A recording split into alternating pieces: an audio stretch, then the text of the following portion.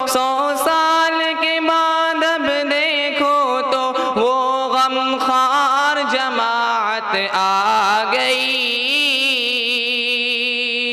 جماعت آ گئی، جماعت آ گئی۔ بسم اللہ الرحمن الرحیم، الحمد للہ کفا وسلام علی عبادہ الذین اصطفیٰ، اما بعد، اعوذ باللہ من الشیطان الرجیم، بسم اللہ الرحمن الرحیم، یا ایہا الذین آمنوا اتقوا اللہ حق تقاتہ ولا تموتن الا وانتم مسلمون، صدق اللہ مولانا العظیم۔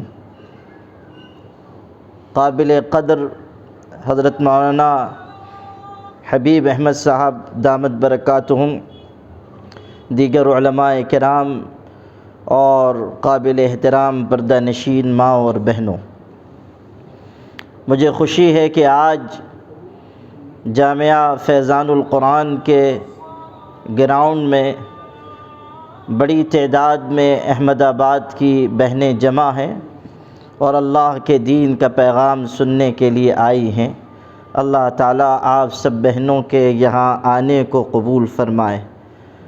ماشاءاللہ ابھی شبینہ آپا نے بڑی اہم باتیں، اچھی کارگزاری پیش کی، اور یہ بڑی قابل قدر بات ہے کہ ہماری یہ بہن بھی اور دوسری بہنیں ان بچیوں کے سلسلے میں جو ارتداد کے راستے پہ جا رہی ہیں بڑی فکر مندی کے ساتھ کام کر رہی ہیں۔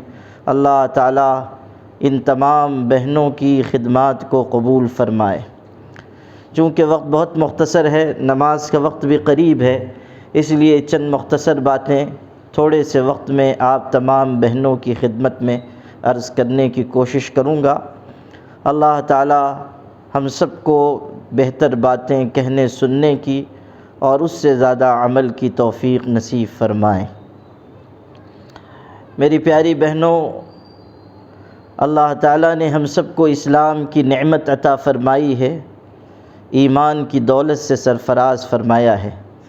ہمارے لیے سب سے لازوال نعمت اور سب سے زیادہ قیمتی سرمایہ یہی ہے۔ اس کی حفاظت کرنا، اس پر قائم رہنا اور اس کے تقاضوں کو زندگی میں لانا ہم سب کی بنیادی ذمہ داری ہے۔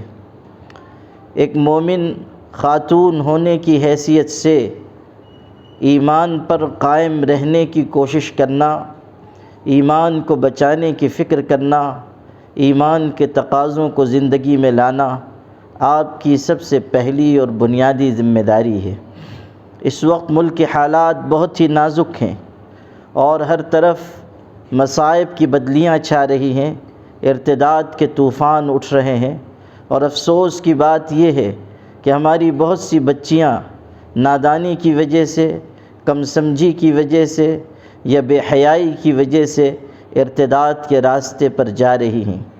ہمیں افسوس ہوتا ہے کہ جن بہنوں بیٹیوں کو حیا کی تعلیم دی گئی تھی، عفت اور پاک دامنی سکھائی گئی تھی، جن کو اس بات کا پیغام دیا گیا تھا کہ وہ اللہ کے دین پر قائم رہیں اور اپنی نسلوں کو بھی اللہ کے دین پر قائم رکھنے کی کوشش کریں، وہی بہنیں اپنے آپ کو بے حیائی کی راہ پر لے جا رہی ہیں، اور بے حیائی بھی اس درجے کی کہ اسی راستے سے وہ ایمان، اسلام اور توحید کی نعمت سے اپنے آپ کو الگ کر رہی ہیں۔ اللہ کی بندیوں، اپنے آپ کو اور اپنی آل و اولاد کو جہنم کی آگ سے بچانے کی فکر کرو۔ حیا اور پاک دامنی ایک مومن عورت کا سب سے قیمتی جوہر ہے۔ ہمارے آقا حضرت محمد مصطفیٰ صلی اللہ علیہ وسلم نے مسلمان عورتوں کو سب سے زیادہ اہمیت کے ساتھ جس چیز کی تعلیم دی ہے وہ حیا ہے، پاک دامنی ہے، پردہ ہے، احتیاط ہے۔ ہمارے آقا صلی اللہ علیہ وسلم نے حیا کی تعلیم دیتے ہوئے ارشاد فرمایا کہ الایمان بضع و سبعون شعبۃ، کہ ایمان 70 سے کچھ اوپر شعبے رکھتا ہے، ایمان کے 70 سے کچھ اوپر حصے ہیں۔ سب سے اعلیٰ حصہ یہ ہے کہ انسان اللہ کی توحید کا اقرار کرے، اس بات کا اعتراف کہ کرنے والی ذات صرف اللہ کی ہے، طاقت و قوت و قدرت والا اللہ ہے، تمام کائنات کے نظام کو چلانے والا اللہ ہے۔ اور پھر سب سے ادنا شعبہ ایمان کا راستے سے تکلیف دہ چیز کو ہٹا دینا ہے۔ والحیاء شعبۃ من الایمان، اور حیا ایمان کا خصوصی حصہ ہے۔ میری پیاری بہنوں، اس حیا اور پاک دامنی کو اختیار کرنا اس لیے بھی ضروری ہے کہ اسی راستے سے دین و ایمان کی حفاظت ہوگی، اسی راستے سے خوشگوار زندگی نصیب ہوگی۔ یہی راستہ نسلوں کو باعفت بنائے گا اور صحیح راستے پر قائم کرے گا۔ ہمارے آقا حضرت محمد صلی اللہ علیہ وسلم کے زمانے میں ایک جنگ میں ایک صحابیہ کے جوان بیٹے شہید کر دیے گئے تھے۔ آپ غور کیجئے کہ یہ کیسا نازک وقت تھا۔ ایک خاتون، ایک ماں اپنے لخت جگر سے محروم ہو گئی، جوان بیٹا شہید کر دیا گیا۔ ماں کا دل کتنا نرم و نازک ہوتا ہے، ماں کے دل میں اپنے اولاد کے تئیں کیسی محبت ہوتی ہے، اس کو وہی جان سکتی ہیں جن کو اللہ نے ماں بننے کا شرف عطا کیا ہے۔ ماں کا مقام اسلام میں یوں ہی بلند نہیں کیا گیا، اس کے اندر جو محبت ہے، ممتا کا جذبہ ہے، اپنی اولاد پر جانثار ہونے کا جو جذبہ ہے، اس کی وجہ سے اللہ تعالیٰ نے ماں کو یہ مقام دیا ہے کہ اس کے قدموں کے نیچے جنت قرار دی گئی۔ اور ہمارے آقا نے فرمایا کہ من قبل رجل امہ کانما قبل عتبۃ الجنہ، کہ جس نے اپنی ماں کے پیروں کو چوما اس نے جنت کی چوکھٹ کو بوسہ دیا۔ امام شافعی کتنے بڑے انسان تھے، امام تھے، عظیم فقیہ تھے۔ اللہ تعالیٰ نے ان کو شہرت، عزت اور دنیا میں وجاہت عطا کی تھی۔ وہ روزانہ درس دینے کے بعد، دن بھر دین کے کاموں میں لگنے کے بعد، رات کو جب گھر لوٹتے تھے تو اپنی بوڑھی ماں کے پیر دباتے تھے، ان کی خدمت کرتے تھے۔ ایک دن خدمت کرتے کرتے جھک گئے اور اپنی ماں کے قدموں کو اپنی زبان سے چومنے لگے۔ ماں نے پیر پیچھے کھینچ لیے، کہا کہ بیٹا محمد، نام ان کا محمد تھا، کہا بیٹا محمد تو بہت بڑا امام ہے، بہت بڑا عالم ہے، میں تو کم پڑھی لکھی خاتون ہوں اور گنہگار ہوں، تو اپنی اچھی زبان سے میرے پیروں کو چوم کر مجھ کو اور گنہگار نہ بنا۔ ماں کے یہ جملے سن کر امام شافعی جیسا بڑا امام رو پڑا۔ انہوں نے کہا کہ امی جان، مجھے اس سعادت سے محروم نہ کیجیے، اس لیے کہ میں آپ کے پیروں کو نہیں چومتا، میں تو اللہ کی بنائی ہوئی جنت کی چوکھٹ کو بوسہ دیتا ہوں۔ یہ اسی حدیث شریف کی طرف اشارہ کیا۔ حضور پاک صلی اللہ علیہ وسلم نے ماں کا یہ جو اونچا مقام بیان کیا ہے وہ اسی وجہ سے کہ اس کے اندر غیر معمولی محبت کا جذبہ ہے۔ اولاد کے لیے وہ بہت قربانی دیتی ہے، مشقت سہتی ہے۔ قرآن کہتا ہے حملتہ امہ کرہا ووضعتہ کرہا وحملہ وفصالہ 30 شہرا، کہ ماں اپنے پیٹ میں اولاد کو رکھتی ہے، تکلیف کے ساتھ جنم دیتی ہے، اپنی جان ہتھیلی پر رکھ کر، اور ایک مدت تک وہ اپنی اولاد کے لیے پریشانیاں اور مشقتیں برداشت کرتی ہے۔ تو ماں کے لیے کیسا نازک وقت رہا ہوگا کہ جوان بیٹا اللہ کے راستے میں شہید کر دیا گیا۔ اس ماں کو خبر دی گئی، حضور صلی اللہ علیہ وسلم میدان جنگ میں موجود ہیں، خبر دی گئی کہ جوان بیٹا آپ کا شہید ہو گیا۔ ماں گھر سے نکلی ہیں، حضور کی خدمت میں آتی ہیں، پورے پردے کے ساتھ آئیں۔ صحابہ کرام کو حیرت ہوئی کہ ایسے وقت میں جب کہ جوان بیٹا شہید ہو گیا ہے اور ماں ایسے وقت میں ہوش حواس کھو بیٹھتی ہے، ایسے وقت میں بھی یہ پردے کے اہتمام کے ساتھ آئی ہیں۔ کچھ لوگوں نے کہا کہ ایسے نازک وقت میں بھی آپ کو پردے کا خیال ہے۔ اس خاتون نے کتنا خوبصورت جملہ کہا تھا، وہی میں آپ کو سنانا چاہتا تھا۔ اس ماں نے کہا کہ میں نے اگر اپنے بیٹے کو کھویا ہے، ان ارزا ابنی فلن ارزا حیائی، اگر میں نے اپنے بیٹے کو کھویا ہے تو کیا ہوا، میں نے اپنی شرم و حیا، اپنا پردہ اور اپنی عفت و طہارت نہیں کھوئی ہے۔ یعنی بیٹا دنیا سے چلا گیا ہے لیکن حیاداری، عفت اور طہارت اور پردہ تو اپنی جگہ قائم ہے۔ یہ ایک مومن خاتون کا کردار ہے، بے حیائی کی ہر بات سے بچنا، بے پردگی سے بچنا، غلط راہوں سے بچنا، یہ ایک مومن خاتون کا طور طریقہ ہونا چاہیے۔ میری پیاری بہنوں، اس وقت وقت جو حالات بن رہے ہیں اس میں اس کا بہت بڑا دخل ہے کہ ہماری بہنیں بے پردگی کے راستے پر جا رہی ہیں، ان کے اندر سے عفت و طہارت نکل رہی ہے، ان کے اندر سے خوف خدا نکل رہا ہے۔ یاد رکھیے گا، جب تک دل میں اللہ کا ڈر نہیں آئے گا اس وقت تک ہماری بہنیں پاکیزگی کی زندگی نہیں گزار سکتی۔ ہمارے سماج اور معاشرے میں جو بدکاری کے واقعات بڑھ رہے ہیں وہ اسی لیے کہ عورتیں اپنے آپ کو اللہ کے ڈر سے اور اس کے خوف سے آزاد کر رہی ہیں۔ جو ارتداد کی راہیں کھل رہی ہیں وہ اسی لیے کہ بے حیائی ہمیں اس دروازے تک لے جا رہی ہے۔ اللہ کی بندیوں، اپنے آپ کو پردہ دار بناؤ، اپنے اندر شرم پیدا کرو، اپنے اندر عفت اور طہارت پیدا کرو، اللہ کی خشیت کا مزاج بناؤ، راتوں کی تنہائیوں میں اٹھ کر اللہ کے آگے اپنے دامن پھیلاؤ اور اس فانی دنیا میں رہتے ہوئے باقی رہنے والی آخرت کے لیے اچھے اعمال کا توشہ اختیار کرو۔ آپ کی بنیادی ذمہ داری یہ ہے کہ آپ خود بھی دیندار ہوں، پردہ دار ہوں، پرہیزگار ہوں، اللہ سے ڈرنے والی ہوں، اور اپنی اولاد کی تربیت پر بھی آپ کی پوری توجہ ہو۔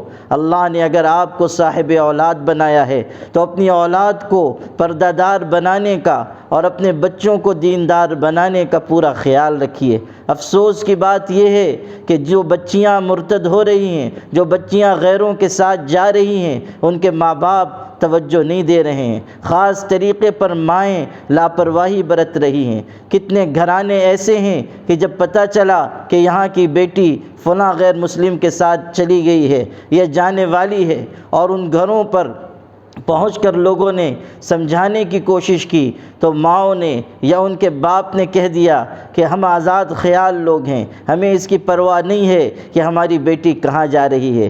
کتنی مائیں ایسی ہیں کہ جنہوں نے یہ کہہ دیا کہ بیٹی ہماری کماتی ہے، اس لیے اگر وہ کسی غیر مسلم کے ساتھ رہ رہی ہے تو ہمیں اس پر کوئی اعتراض نہیں ہے۔ اللہ کی بندیوں، یہ کیسا مزاج ہمارے سماج میں پرورش پا رہا ہے کہ ماں باپ اپنی اولاد کو خود اپنی آنکھوں کے سامنے جہنم کی طرف بڑھتا ہوا دیکھ رہے ہیں۔ فکر نہیں ہوتی کہ ہماری اولاد کیسی زندگی گزار رہی ہے، اپنی بیٹیوں کے بارے میں دل نہیں تڑپتا کہ وہ کس طرح کفر و شرک کے آغوش میں جا رہی ہیں۔ اس لیے اپنے اندر یہ جذبہ پیدا کیجئے کہ خود بھی دیندار بننا ہے، اپنی اولاد کو بھی دیندار بنانا ہے۔ اگر ایک ایک ماں یہ طے کر لے کہ مجھے اپنی بیٹی کو، اپنے بیٹے کو پابند شرع بنانا ہے، اس کو اللہ کا ڈر سکھانا ہے، تو ماں اکیلی ایسی تربیت کر سکتی ہے کہ جو بہت سے مرد مل کر بھی نہیں کر سکتے۔ میں آپ کو ایک لمبا واقعہ مختصر وقت میں سناتا ہوں کہ ماں کس طرح تربیت کر سکتی ہے۔ مدینہ منورہ کا واقعہ ہے، حضور پاک صلی اللہ علیہ وسلم کے شہر کا واقعہ ہے۔ فروخ، عبد الرحمن فروخ نام کے ایک شخص مدینہ منورہ میں رہتے تھے۔ ان کو اللہ کے راستے میں جہاد کا بڑا شوق تھا۔ ان کا نکاح ہوا، ایک بہت ہی اچھی اور پیاری خاتون ان کے نکاح میں آئیں۔ نکاح کے بعد چند مہینے گزرے، ان کو پھر شوق ہوا کہ اللہ کے راستے میں جائیں۔ انہوں نے بیوی سے اجازت لی، بیوی بھی بڑی نیک اور دیندار، انہوں نے خوشی سے اجازت دی، حالانکہ اس وقت وہ امید سے تھیں، ان کے ہاں اولاد ہونے والی تھی۔ لیکن عبد الرحمن فروخ نے جب اجازت مانگی تو انہوں نے خوشی سے اجازت دی۔ عبد الرحمن فروخ، ان کے شوہر نے ان کو 30,000 درہم دیے کہ یہ پیسے رکھ لو، جب میں واپس آؤں گا تو تم سے لوں گا، یہ امانت ہیں۔ یہ چلے گئے اور ایک کے بعد ایک لڑائی میں شریک ہوتے رہے، یہاں تک کہ 27 سال گزر گئے۔ 27 سال تک واپس نہیں گئے۔ لوگوں نے یہ سمجھا کہ شاید کسی جنگ میں شہید کر دیے گئے ہیں، لیکن ان کی اہلیہ ان کا انتظار کرتی رہیں۔ گھر میں اولاد کی پیدائش ہوئی، بیٹا پیدا ہوا اور ماں نے اس کی تربیت شروع کی۔ آپ غور کیجئے، اکیلی خاتون ہے، شوہر موجود نہیں ہے، لیکن اپنے بچے کی تربیت شروع کی، اپنے بچے کو پڑھانا لکھانا شروع کیا، اس کے دل میں اللہ کی خشیت اور خوف پیدا کیا۔ 27 سال کے بعد ان کے شوہر لوٹ کر آئے، گھر میں داخل ہونے لگے تو لوگوں نے روک دیا کہ یہ تمہارا گھر نہیں ہے۔ پھر اہلیہ کی نظر پڑی تو انہوں نے کہا کہ آنے دو، یہ میرے شوہر ہیں، 27 سال پہلے یہ چلے گئے تھے، اب یہ واپس آئے ہیں۔ چنانچہ میاں بیوی کی ملاقات ہوئی، آپس میں گفتگو ہوئی۔ رات کے کسی حصے میں شوہر نے پوچھا کہ میں تمہارے پاس 30,000 اشرفی رکھ کر گیا تھا، وہ کہاں ہے؟ بیوی نے کہا کہ آپ فجر کی نماز پڑھ کر آ جائیں گے تو پھر میں آپ کو بتاؤں گی۔ فجر کی نماز کے لیے شوہر مسجد نبوی میں گئے۔ عبد الرحمن فروخ 27 سال کے بعد آئے ہیں، مسجد نبوی میں فجر کی نماز پڑھنے کے لیے گئے۔ نماز ہو گئی، اس کے بعد انہوں نے دیکھا کہ ایک جگہ مسند بچھائی گئی، مسجد میں ایک جگہ مسند بچھائی گئی۔ ایک بہت ہی باوقار شیخ، ایک بہت بڑے عالم آ کر اس پر تشریف فرما ہوئے۔ انہوں نے درس دینا شروع کیا، ہزاروں لوگ ان کے درس میں شریک ہوئے۔ بڑی عمر والے لوگ بھی باادب بیٹھے ہوئے ہیں، اور وہ کم عمر ہونے کے باوجود مسند پر جلوہ افروز ہیں، بہترین درس دے رہے ہیں۔ الفاظ ایسے جیسے موتی ان کے منہ سے جھڑ رہے ہیں، پھول ان کے منہ سے جھڑ رہے ہیں، اور یہ دور بیٹھ کر سنتے رہے اور خوش ہوتے رہے کہ یہ کوئی بہت بڑے عالم ہیں جو بہت ہی قیمتی درس دے رہے ہیں۔ جب درس سے وہ فارغ ہوئے اور اٹھ کر جانے لگے تو بڑے بڑے علماء اور سفید داڑھی والے لوگ باادب ان کے پیچھے چلے، جوتیاں ان کی اٹھائی گئیں، بہت ہی احترام اور اکرام لوگ ان کا کر رہے ہیں۔ ان کو بہت حیرت ہوئی کہ یہ کون عالم ہیں۔ انہوں نے اپنے قریب میں بیٹھے ہوئے ایک شخص سے پوچھا کہ یہ کون عالم ہیں کہ لوگ ان کا ایسا ادب کرتے ہیں، لوگ ان سے ایسی محبت کرتے ہیں؟ تو اس مدینہ منورہ کے رہنے والے شخص نے کہا، کیا آپ مدینے کے نہیں ہیں؟ انہوں نے کہا، نہیں، میں مدینے کا تو ہوں، لیکن میں بہت دنوں کے بعد مدینہ آیا ہوں۔ تو اس شخص نے کہا کہ آپ ان کو نہیں جان رہے ہیں اسی وجہ سے کہ آپ بہت سالوں کے بعد واپس آئے ہیں، ورنہ مدینہ منورہ کا بچہ ان کو جانتا ہے۔ ان کا نام امام ربیعۃ الرائے ہے، اور ان کے والد عبد الرحمن فروخ ہیں۔ وہ 27 سال پہلے جہاد میں چلے گئے تھے، پتہ نہیں شہید ہو گئے یا کیا ہوا، لیکن ان کی والدہ نے، ربیعۃ الرائے کی ماں نے ان کی بہترین تربیت کی ہے، اور یہ امام مدینہ ہیں، اور ہزاروں علماء ان کے شاگرد ہیں، اور پورے مدینے میں اطراف و اکناف میں ان کی بہت عزت ہے۔ جب یہ بات عبد الرحمن فروخ نے سنی کہ جس عالم کی عزت دیکھ کر وہ خوش ہو رہے تھے وہ کوئی اور نہیں، خود ان کا بیٹا ہے، تو ان کی آنکھوں سے آنسو بہنے لگے، خوشی کے آنسو بہنے لگے۔ وہ وہاں سے روتے ہوئے اٹھے، گھر کی طرف لوٹے۔ اہلیہ نے روتا ہوا دیکھا تو پوچھا، کیا ہوا؟ آپ تو ہنسی خوشی گھر سے گئے تھے، روتے ہوئے کیوں واپس آئے ہیں؟ تو انہوں نے کہا کہ آج میں نے مسجد نبوی میں اپنی بیٹی کی جو شان دیکھی، اس کا جو احترام دیکھا اور اس کا جو درس سنا، اس نے میری آنکھوں کو اشکبار کر دیا۔ بیوی نے کہا، آپ نے جو 30,000 درہم دیے تھے میں نے وہ اپنے بیٹے کی تعلیم و تربیت پر خرچ کر دیے، میں نے اپنے بیٹے کی تعلیم و تربیت کے لیے وہ رقم استعمال کی۔ تو عبد الرحمن فروخ نے خوش ہو کر کہا، قسم خدا کی تم نے اس رقم کو ضائع نہیں کیا، تم نے پیسے ضائع نہیں کیے، ہفت اقلیم کی دولت بھی ہوتی تو میرے بیٹے کی شان کے آگے وہ بھی کمتر تھی۔ آپ غور کیجئے کہ ایک اکیلی ماں نے کس طرح اپنے بیٹے کی تربیت کی۔ بیٹوں اور بیٹیوں کی اچھی تربیت ماں باپ کی ذمہ داری ہے۔ یاد رکھیے گا، ارتداد کا راستہ اسی وقت رک سکتا ہے جب ہر گھر میں اچھی تعلیم، اچھی تربیت کا انتظام کیا جائے۔ آپ سب بہنوں سے اس مختصر وقت میں بس یہی 2 گزارشات ہیں۔ ایک یہ کہ خود دیندار بنیے، خود پرہیزگار بنیے، خود پردہ دار بنیے، اور اپنی اولاد کی اچھی تربیت کا اہتمام کیجیے کہ اسی میں ہم سب کی بھلائی ہے۔ اللہ پاک مجھے اور آپ سب کو عمل کی توفیق عطا فرمائے۔ وآخر دعوانا ان الحمدللہ رب العالمین۔ 100 سال کے بعد اب دیکھو تو وہ غمخوار جماعت آ گئی، جماعت آ گئی، جماعت آ گئی۔